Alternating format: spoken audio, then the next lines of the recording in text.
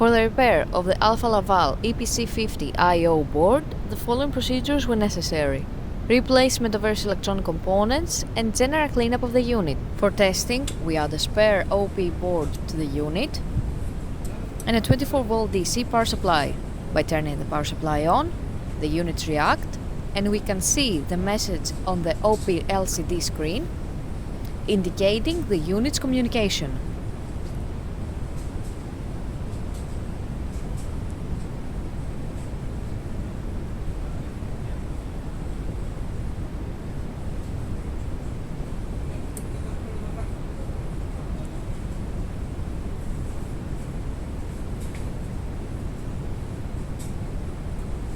No further testing is possible due to lack of additional units.